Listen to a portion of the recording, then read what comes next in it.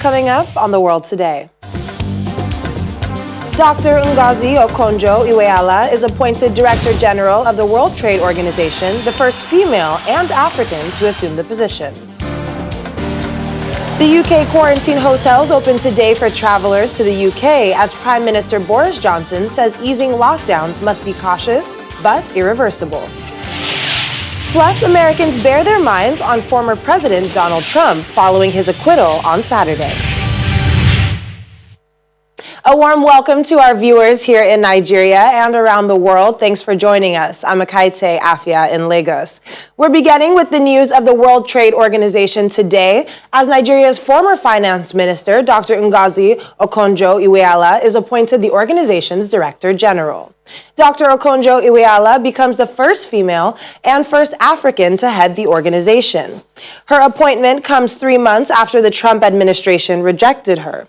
As Director General, Dr. Okonjo-Iweala will need to broker international trade talks in the face of persistent U.S.-China conflict, respond to pressure to reform trade rules, and counter protectionism heightened by the COVID-19 pandemic.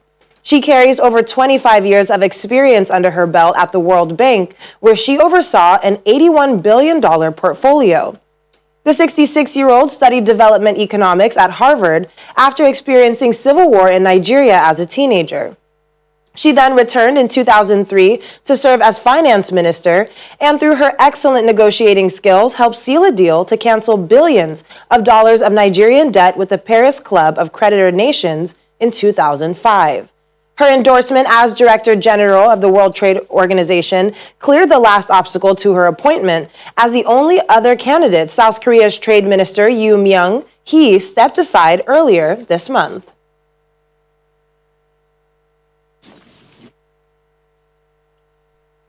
Well, let's go now to our correspondent in Washington, Maria Bird, for her reactions to Dr. Okonjo-Iweala's appointment in the United States. Maria, thanks for joining us on the program. Thanks for having me. So I guess the fact that this is happening today can be attributed to President Joe Biden throwing his support behind Dr. Okonjo-Iweala. And has there been word from the administration about this announcement yet?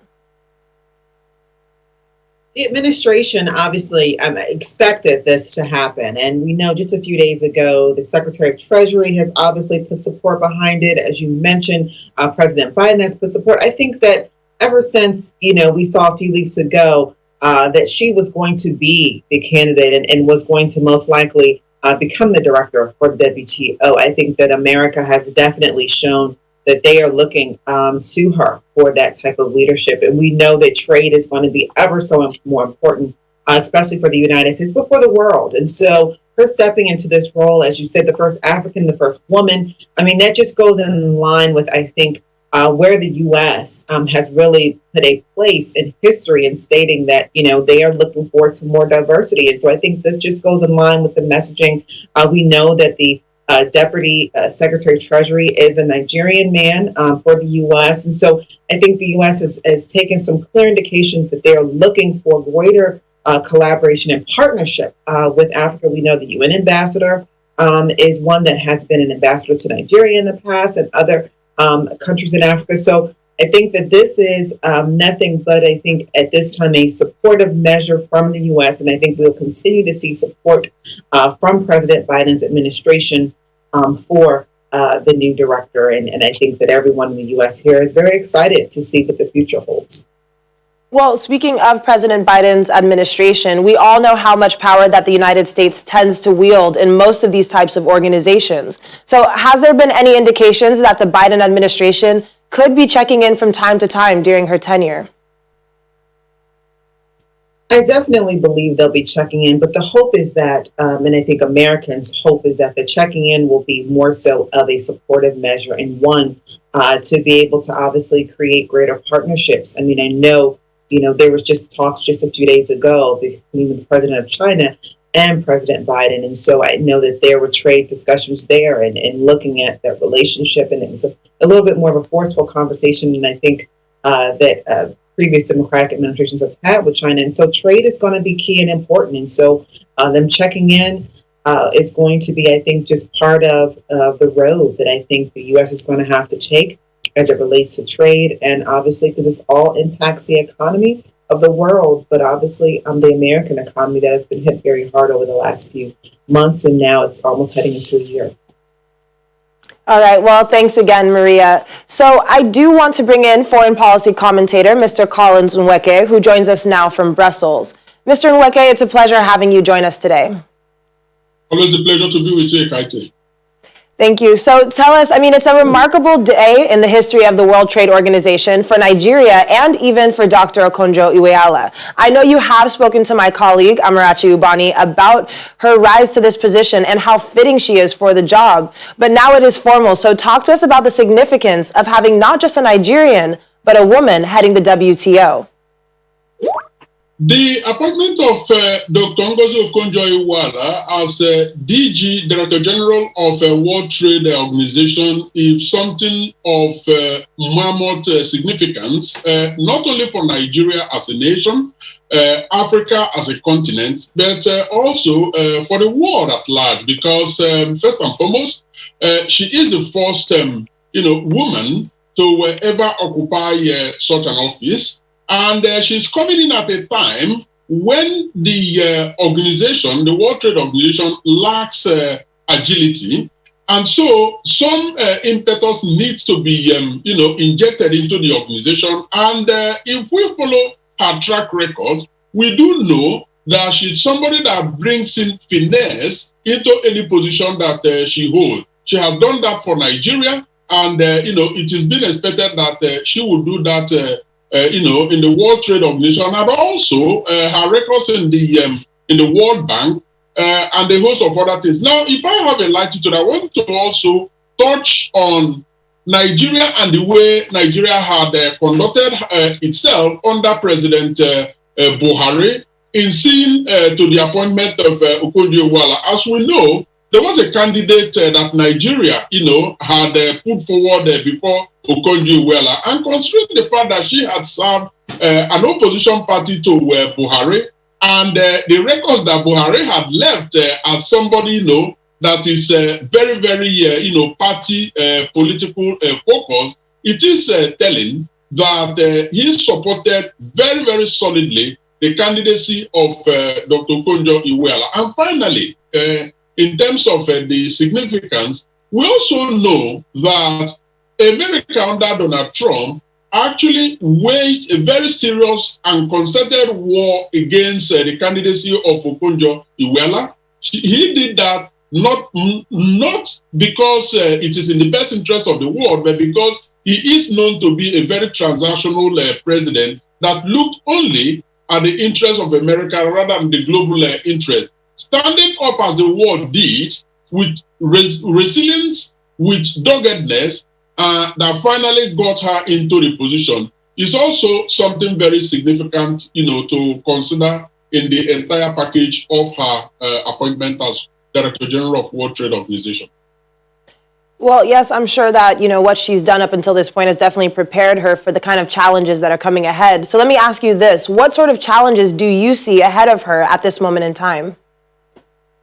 Two main challenges are before Dr. Ngozi Okonjo-Iweala. Number one is massive and total overhaul of a World Trade Organization. Like I mentioned earlier on, she inherits a rather dormant organization that has, become a tool that is ineffective.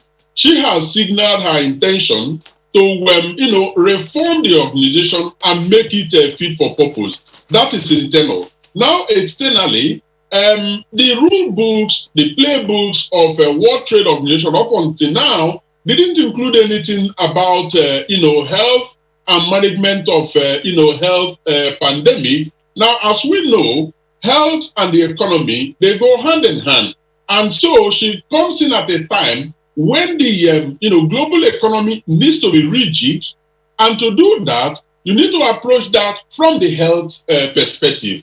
Now, she has signaled very, very strongly in her presentations and indeed in her acceptance speech that focusing on people because health is at the center of people and people at the center of the economy. She has made it clear what her priorities are. Number one priority is doing everything that has to be done for vaccine to be equitably distributed and that everybody in the world is vaccinated, because it is a healthy set of people that create an economy. And then it makes an economic sense, according to her, for the world to be vaccinated, no matter the income level of the countries concerned. So that's another priority. Well, and then sorry, the rest, Mr. Nweke, sorry to jump in there, but you did make some very valid points, and I want to thank you so much for joining us. That is all the time we have for today.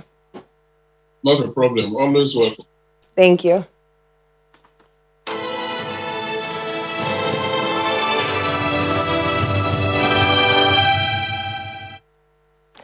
Today, Britain begins its compulsory quarantine for travelers arriving into the country using quarantine hotels in a bid to keep COVID-19 variants out of the UK.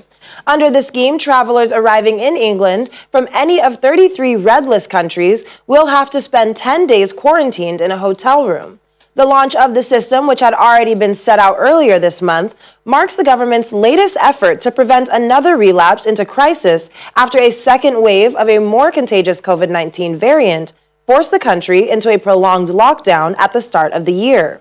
Countries on the red list include South Africa and Brazil, both of which have seen variants of the virus that could reduce the efficacy of existing vaccines. Meanwhile, Prime Minister Boris Johnson says he would plot a cautious but irreversible path out of the COVID-19 lockdown this week after the vaccination of 15 million vulnerable people. With nearly a quarter of the United Kingdom's population now inoculated with a first dose of a COVID vaccine in a little over 2 months, Johnson is under pressure from some lawmakers and businesses to reopen the shuttered economy.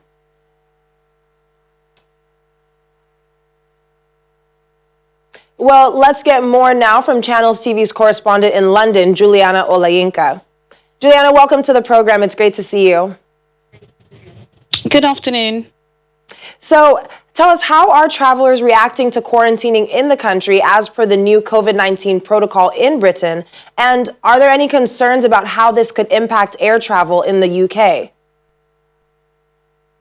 You can imagine it's pretty difficult to speak to any of these passengers that are going into hotel quarantine because they've been highly ushered into these 16 hotels that the government has secured about 5,000 rooms in. Today is day 0, so unfortunately it's not even 10 days. It's actually 11 days that they will be spending locked within the confines of 4 walls. They will be receiving 3 meals a day that will be left outside of their door, and they will be able to get a little bit of fresh air, albeit at the side of a car park. It's pretty controversial. A lot of people feel that it's completely unnecessary. The BBC was speaking to one individual who said, look, I've travelled back from Brazil with a negative PCR test. Why am I having to do so? Particularly for a high price tag of £1,750. But as you say, the UK are desperate to try and avoid any of these new variants coming into the UK. We have inoculated 15 million people. It is considered a milestone, and they want to continue with this success. So the government do feel that this pretty draconian regime is absolutely necessary. If you're talking about the airlines, they're of course not happy. They're already beleaguered, embattled. Many of them feel that this is a step too far. A lot of the popular tourist operators are still cancelling flights. They won't be resuming until April. But we have to look for hope. There is hope. We hope at the end of the tunnel. And both Ryanair and EasyJet, the budget airlines, have said that they are seeing skyrocketing flight inquiries and interests. I believe EasyJet have said about 2.5 million people are looking to book holidays come May, June, July. Are they too early? Only time will tell. Well, we'll definitely be keeping our eye on the situation there. And Juliana, thanks for joining us, and stay safe. Thank you. Still to come on the program. Chinese worldwide celebrate the Lunar New Year with cities holding folk performances. Stay with us.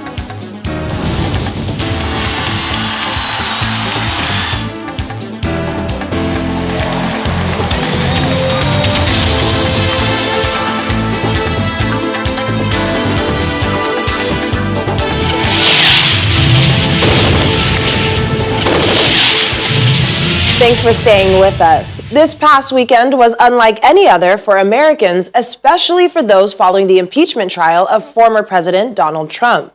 As we know by now, the former president was acquitted because the Senate could not garner the majority votes required to convict him for the riots in the Capitol building on January 6th.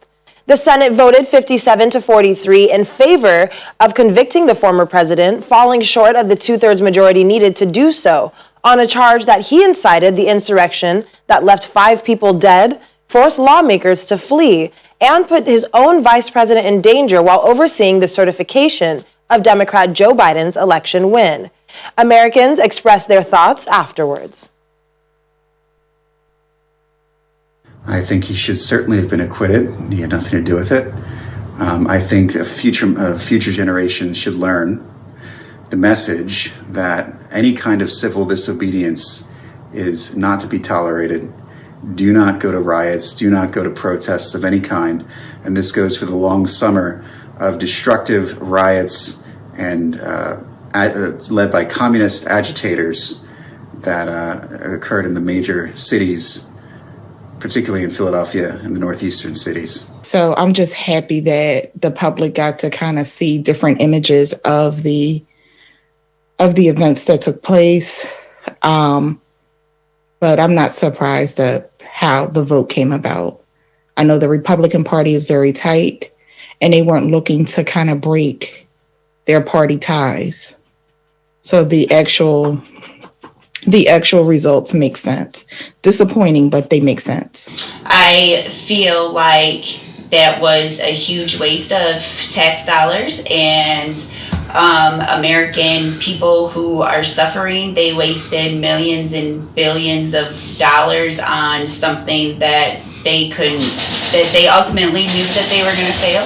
I think it's great because the president did not incite a riot at the Capitol. He told the American people to come peacefully and patriotically. They chose to break the law.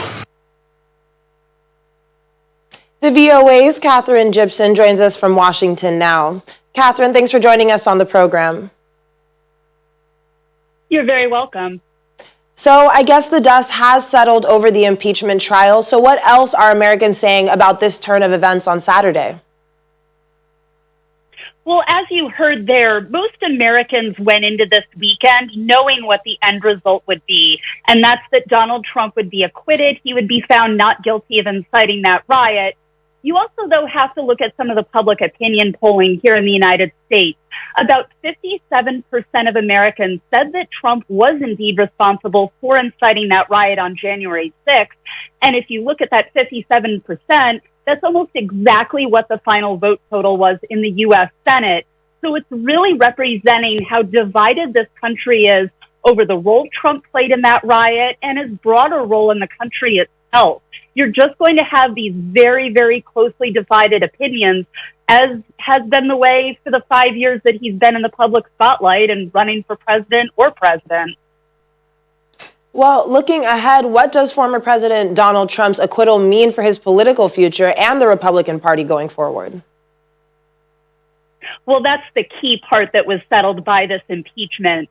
If he had been convicted and found guilty, then they would have had a second vote to decide if they could bar him from ever again running for federal office.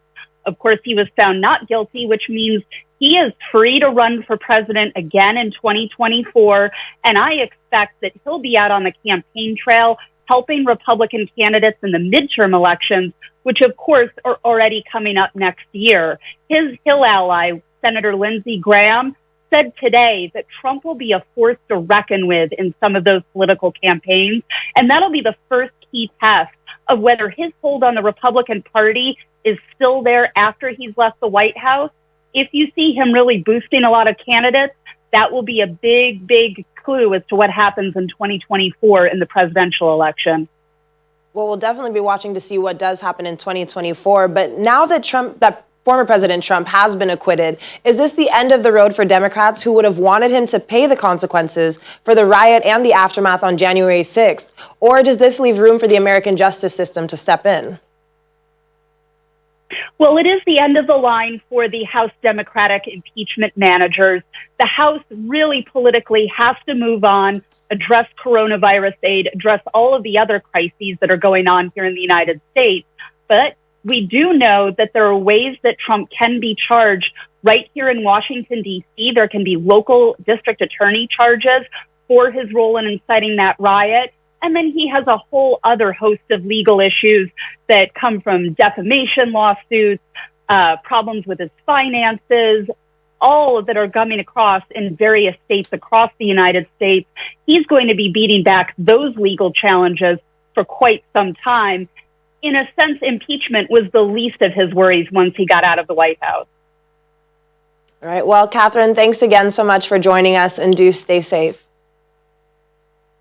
Thank you. You too. What a celebration of color as Chinese around the world mark the start of the Lunar New Year. To celebrate, some Chinese cities are staging folk performances, flower and light shows during the Spring Festival to celebrate the start of the Year of the Ox. The Spring Festival is a festival when Chinese celebrate the Lunar New Year, which fell on February 12th this year.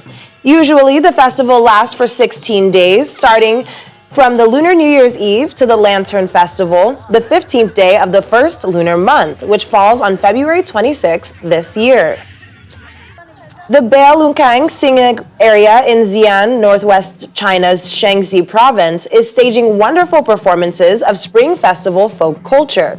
There are various performances in the styles of folklore and fashion, attracting tourists to watch, including opera, acrobatics, and xiaohu, which is a time-honored festivity in multiple forms such as dragon dance, stilt walking, lion dance, and other folk performances. Some performances also belong to intangible cultural heritage. Apart from superb performances, there's also a lot of authentic Shaanxi cuisine at the scenic area. A dish, namely Shaanxi Big Bowl Noodles, which is of rich flavor, is a favorite of tourists. More than 200,000 pots of flowers, including tulips, pansies, and daisies, are in blossom as the Shenxian Lake scenic area in Fushuanyao Autonomous County, South China's Guangxi Autonomous Region.